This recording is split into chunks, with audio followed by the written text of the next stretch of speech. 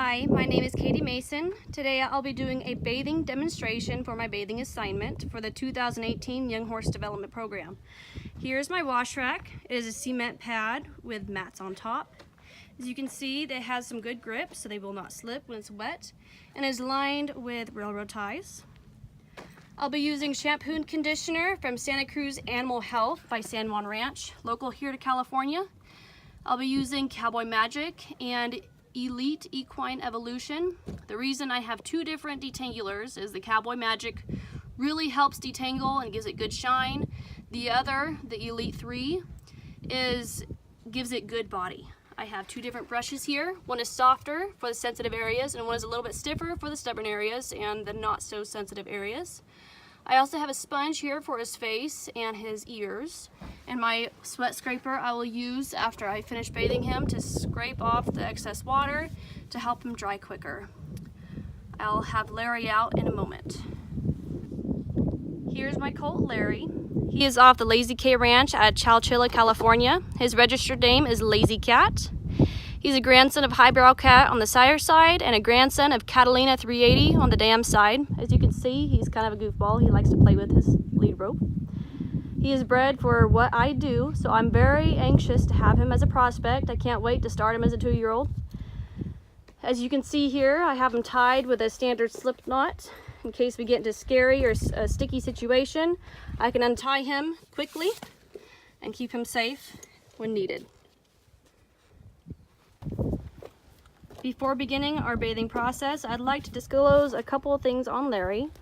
As you can see, some yellow stuff on his forehead and a little bit of a flaking skin. He scraped his head while playing on the pasture, and I've been keeping a medicine called New Stock on it. It promotes hair growth and keeps the skin moisturized to promote healing. And then also on his front leg here, on his front right leg, he was kicked. As you can see there's a scab. The wound itself is healing very nicely. There is a little bit of a bump. It's hard, it's not swollen, and he's been sound on it. I've been putting an Epsom salt rub, and with only a few applications, it's really been encouraging it to go down. So I'm pretty hopeful that that will be gone in a week or two. Another thing before we get started here is I'd like to show you the hose I'll be using. It is long enough to safely reach around the horse to get both sides thoroughly. I also have hot and cold water, and I won't be using only hot and I won't be using only cold. I want it to be a cooler temperature, but not so cold it's going to be a shock to his system. First thing I'm going to do when I hose him off is I am going to start on his legs to get him acclimated to the temperature of the water, and then I will work up to his shoulder and then down the lower spectrum of his belly and on his hip. And then once he gets used to the temperature, I will start here at the top of his neck, right at the back of his halter, and I will go down his body and get it all hosed off. And I'll have to set the camera down and put it on time lapse for this because I am doing this by myself. If it wasn't for my horse, if it wasn't for all those long hours of work, if it wasn't for the heartache and trouble I've seen.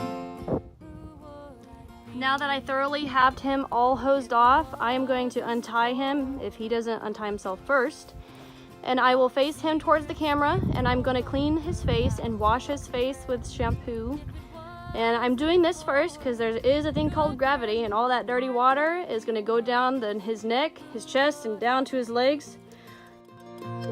This four-legged friend seemed to reach me within, and the lessons I've learned can never be dimmed, nor the change to my heart and the strength to my soul. To him I owe it all. If it wasn't for... Now that I've washed his face, I hope that was easily understandable with the time lapse. I washed his face and I cleaned his ears. I only cleaned the outside of them because I don't want to get water on the inside. If you need to show him or make him all nice and shiny, you can always put baby oil in him. His face is all washed. I got up in his ears where he sweats. I got his forelock all clean, and I hosed him back off again because he's dried out a little bit, and now I'm going to wash his body with time lapse. And I'm going to scrub his body and his mane and tail, and then I'm going to take a brush, I'm going to scrub his legs and his feet, rinse it out, and then I will be putting a conditioner in both his mane and his tail. And the lessons I've learned can never be dimmed, nor the change to my heart and the strength to my soul. To him I owe it all. If it wasn't for the love and all the sacrifice and hard times that we've had, if it was for safety. Alright, I just finished washing him. I used shampoo on his body, his face, his mane and tail. I put conditioner in his mane and tail. Looks like he's got an itch. Put conditioner in his mane and tail as well. And after I finished the conditioner, I went ahead and hosed off his body again, just to make sure I got everything out of his coat. And the final hosing I did was on his legs, because I find it very critical that we hose their legs off last to hose off all that gunk that keeps them from getting the crusties on their shins and on the backs of their pasterns. Now I am going to take this wet scraper. I'll scrape his body. Now that I finished scraping the excess water out of his coat, I'm going to put Cowboy Magic in his mane and tail, and I will brush it out. I'm going to put that on time lapse also, just to take less time, but then again you'll get to see the whole process. If it wasn't for the heartache, trouble I've seen, who would I be? If it wasn't for my horse, if it wasn't for all those long hours of work, if it wasn't for the heartache and trouble I've seen. Towards the end of the last time lapse, I'm sure you saw that I sprayed the other detangular in his mane and tail for body. And then before I sprayed it in his forelock, I went ahead and untied him for extra precaution, brushed it out, and then I tied him back up. And now we're just kind of waiting for him to dry. He's looking awfully pretty. I'm sure I'm happy with how he cleaned up. He is somewhat dry now, so we'll just go ahead and do a close-up just so you can see how we did. He's still drying right here. His mane is nice and fluffy and shiny. His ears are looking pretty good. There's no sweat marks up in there. Look down his legs. You don't see any dry dirt, so it must have meant I did a good job hosing off. His tail's looking good. He's looking all nice and fluffy.